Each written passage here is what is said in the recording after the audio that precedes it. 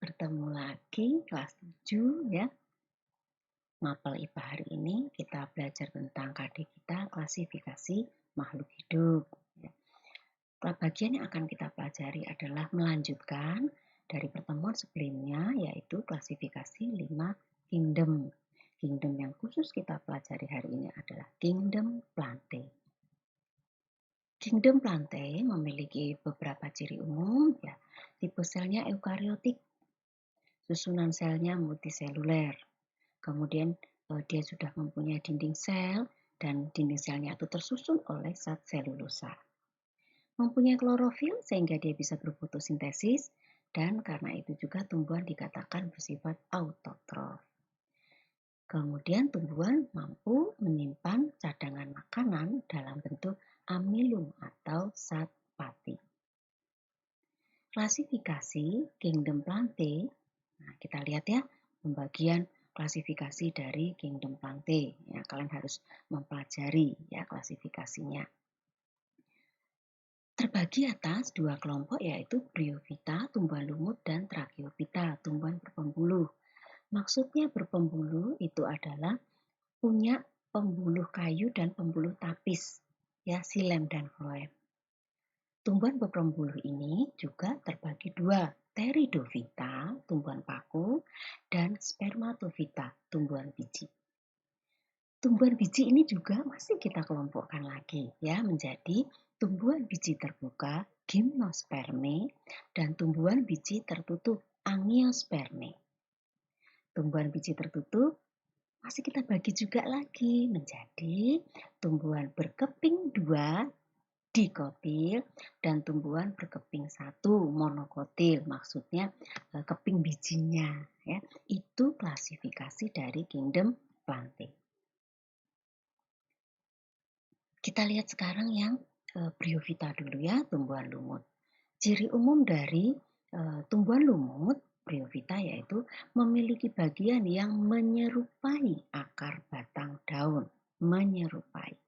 Hidupnya di tempat yang lembab ataupun berair dan dia sudah mempunyai klorofil. Klasifikasi dan contoh dari tumbuhan Bryophyta ya kita bagi menjadi 3 yaitu ada lumut hati ya. Lumut hati ini ya. Lumut hati namanya lumut hati berarti bentuknya seperti hati jadi lembaran dengan tepi terbelah. Ya, contohnya Markantia. Ini dia Markantia ya, lumut daun, lumut hati yang tepi daunnya itu terbelah. Lumut daun bentuknya seperti tumbuhan pada umumnya. Contohnya Polytrichum. Ini dia Polytrichum. Yang ketiga, lumut tanduk ya, Anthoceros ya. Dia sporanya, sporofitnya itu berbentuk seperti tanduk ya. Contohnya Anthoceros ya.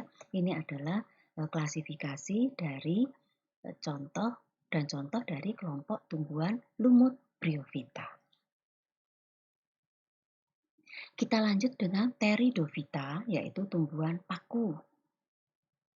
Nah, mempunyai akar, batang, dan daun sejati. Pada batangnya mempunyai pembuluh angkut, jadi maksudnya sudah punya xilem dan phloem. Ya. Berkembang biak dengan spora, habitatnya di tempat lembab, tempat yang teduh. Kemudian dia termasuk kelompok tumbuhan epifit, artinya dia menempel pada organisme lain tetapi tidak merugikan tumbuhan yang ditumpanginya. Beda dengan parasit. Klasifikasi dan contoh dari kelompok tumbuhan Pteridophyta atau tumbuhan paku ini adalah yang pertama adalah paku purba. Nah, paku purba ini sebagian besar sudah punah ya. Kalaupun ada itu hanya beberapa yaitu tinggal contohnya Silotum. Ini dia ya, Silotum paku purba. Kemudian paku ekor kuda. Dia bisa dimanfaatkan untuk obat-obatan. Ini contohnya Equisetum ya. Ini paku purba, ini adalah paku ekor kuda. Klasifikasi berikutnya paku kawat. Nah, ya, dia bisa dimanfaatkan untuk membuat karangan bunga hias ya. Jadi ini adalah contoh dari paku kawat ya gambarnya. Kemudian yang berikutnya klasifikasinya adalah paku sejati.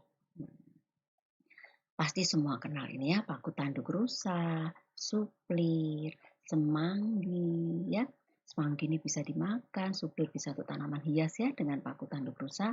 Sedangkan ini Asolabinata ini bisa digunakan untuk pupuk ya, untuk pupuk alami sehingga bisa untuk menyuburkan tanah ya. Itu klasifikasi dan contoh serta gambar yang berikan untuk tumbuhan paku. Kita lanjut ke spermatofita. Nah, spermatofita tadi kan dibagi atas gimnosperme dan angiosperme. Ya, dibagi atas dua.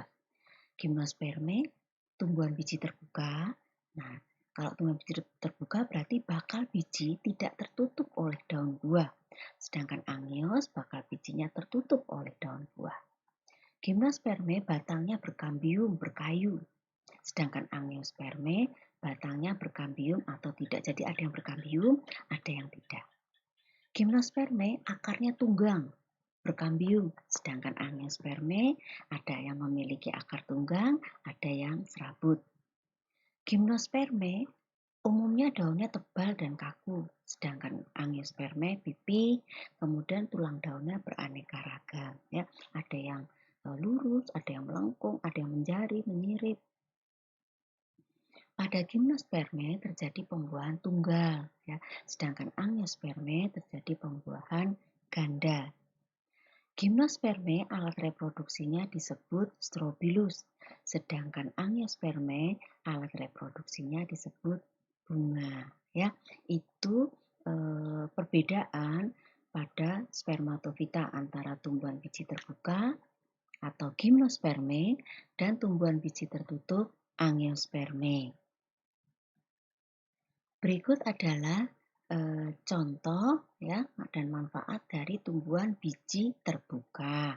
Nah, yang pertama pasti tahu ini ya, ini adalah tanaman melinjo. Ya, dia bisa untuk bahan makanan.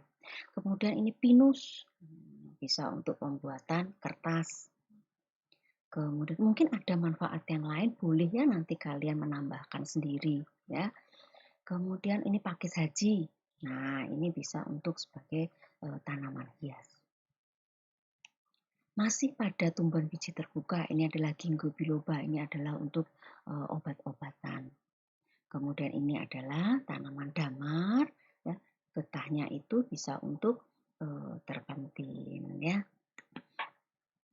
Ini adalah kelompok tumbuhan gimnosperme, ya, tumbuhan biji terbuka. Kita lanjut sekarang angiosperme. Tadi angiosperme dibagi atas tumbuhan monokotil dan tumbuhan dikotil. Kita lihat sekarang ya perbedaan antara tumbuhan monokotil dan tumbuhan dikotil. Untuk biji dari faktor biji, kalau monokotil ini ya berkeping 1, sedangkan dikotil berkeping 2. Akar, kalau monokotil serabut, sedangkan tumbuhan dikotil ini tunggang. Lihat perbedaannya ya dari gambar. Faktor berikutnya jaringan pengangkut antara xilem dan floemnya itu. Nah, lihat sekarang yang tumbuhan monokotil tersebar. Ini ya, kan nggak teratur ini. Ya, ini ya xilem dan floemnya tersebar. Yang di arsir hitam itu adalah xilem, yang putih di sini ya, yang tidak berwarna ini adalah floemnya. Jadi xilem dan floemnya tersebar. Sedangkan tumbuhan dikotil teratur ini. Ini floem, ini yang di dalam ini yang bentuknya segitiga-segitiga ini adalah xilem-nya, dia teratur. Ya, dia teratur. Kemudian kambium, kalau tumbuhan monokotil tidak ada, makanya tadi jaringan pengangkutnya tersebar karena nggak ada yang mengikat. Ya. Sedangkan pada tumbuhan dikotil dia punya kambium, sehingga ini tadi ya, ini yang lingkaran bulat ini cincin ini adalah kambium. Ya. Dia sebagai pengikat ya atau tempat dari xilem dan floem. Berikutnya dari faktor tulang daun. Nah, kalau monokotil, dia itu sejajar atau melengkung. Sedangkan dikotil, dia itu menyirip atau menjari. Ini menyirip kayak susunan dari tulang ikan, ya. Kemudian kalau menjari seperti ini, ya, seperti tanaman ketela pohon, ya daunnya itu menjari. Kemudian eh, tanaman ini ya antara monokotil dan dikotil, kalau kalian mau mencari contoh tanamannya atau menentukan secara langsung, kalau lihat akarnya kan nggak bisa karena dia ada di dalam ya. Kemudian berkat mangkuk juga nggak bisa biji, kalau dia belum belum tumbuh ini bibitnya juga dia belum bisa ya. Maka dari tulang daunnya kalian bisa lihat ya, oh daunnya itu lurus, oh berarti dia monokotil. Oh daunnya itu menjari, oh berarti dia dikotil. Nah, ya, dari situ kamu bisa menentukan. Kemudian mahkota dan kelopaknya. Nah, bisa juga dilihat dari bunganya, ya, bunganya dari mahkota dan kelopaknya. Kalau monokotil, dia jumlahnya 3 atau kelipatannya. Jadi bisa 6, 9, ya. Ini ya, lihat. 1, 2, 3. 1, 2, 3. Kemudian tumbuhan dikotil berjumlah 4, 5 atau kelipatannya. Hanya 1, 2, 3, 4, 5. Ya. 4, 5 atau kelipatannya. Bisa 8, bisa 10. Ya, pokoknya kelipatan 4 atau kelipatan 5. Nah, jadi dari tulang daun dan mahkota, bunga, kelopak pun kalian bisa menentukan. Masih jalan-jalan ya, jalan-jalan gitu di taman, itu lihat, oh ada daunnya begini, oh itu dikotil, itu monokotil. Berikutnya, faktor pembeda berikutnya yaitu keadaan batang. Nah, kalau tumbuhan monokotil, dia kecil dan berluas-luas, ini ada ruas-luasnya. Ya, dia kecil memanjang ke atas. Sedangkan tumbuhan dikotil dia besar dan dia tidak berluas-luas. Ya, terus dia bercabang. Ini dia bercabang-cabang. Ya, boleh nanti ditambahkan bercabang.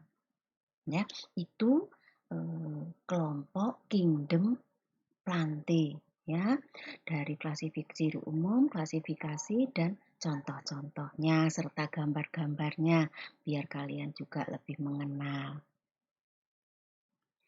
Sampai di sini dulu pertemuan kita untuk Kingdom Plantae ya.